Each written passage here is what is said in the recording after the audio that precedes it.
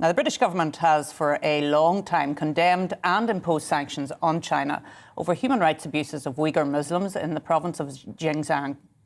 Justice Secretary Dominic Raab last night ripped up a multi-million-pound contract to install solar panels on dozens of prisons and courts after parts for the panels were linked to a firm that used forced labour camps in China. And I'm joined now by Dr. Puvan Selvanathan. He's a former Special Rapporteur to the UN Human Rights Council. He's now focused on rights-based digital identity systems. Thank you so much for joining me, Doctor. What's your reaction, first of all, to the cancelling of this rather large contract? Well, I think what Dominic Raab has demonstrated is that politicians do have this power to dissuade criminal behavior by cancelling contracts. I mean, it is a pain point for companies, and it's, I mean, in that case, of course, it's an excellent move.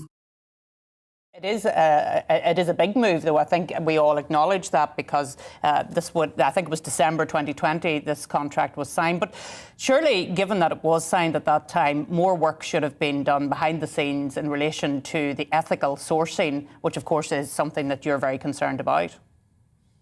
Absolutely. I mean, there's no question, what happens after this. I mean, what Dominic Raab has done is commendable, but should it be celebrated? How this will become regulation, to detect the gaps, the loopholes, the opacity before contracts are awarded in the future, that's what we need to see. Because politicians have a duty to protect citizens from being unwittingly complicit in such human suffering. So it would be important to add ethical performance bonds to all government procurement contracts moving forward.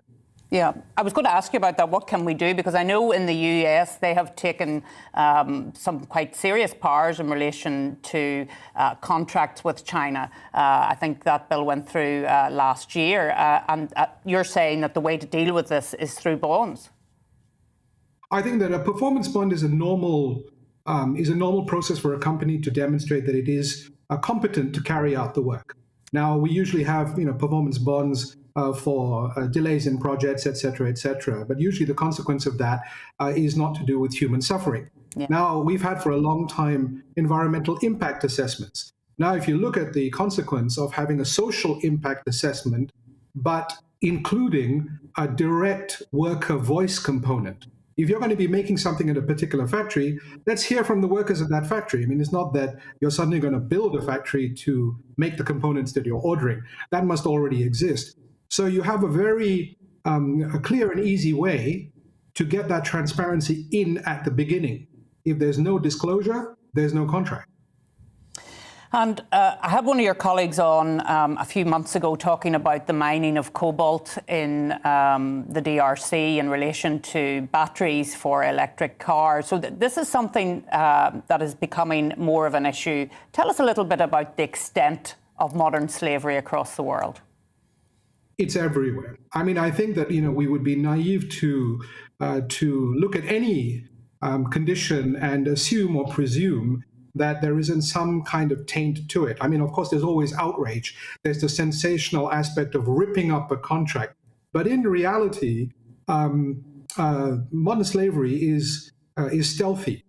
It's down the road. It's at the corner. We don't even have to go so far as to think that it's beyond our reach and our sight in China or in Southeast Asia. It is essentially everywhere if you are not looking for it, or worse, if you know that it's there, but it's too convenient to actually, it's better and more convenient to appreciate the cheap T-shirt or the cheap chocolate or all of those other things that we take for granted today. But actually, there's a cost to all of these things. And if we do not recognize that the cost must be paid by someone, not just us.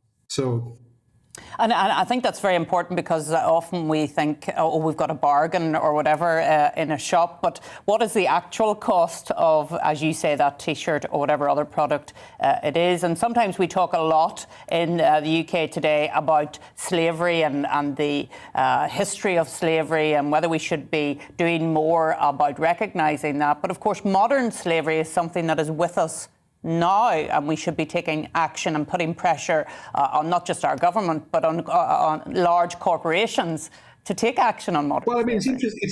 I'm sorry to interrupt. It's interesting that you bring up the history, because one of the issues of history is the idea of compensation and reparation.